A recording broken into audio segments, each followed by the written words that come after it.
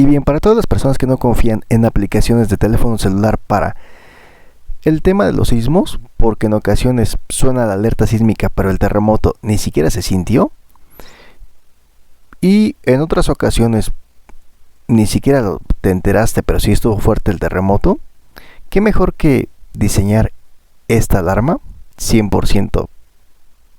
diseñada con materiales que puedes tener en tu casa? Vean, aquí les dejo el diseño por si les interesa.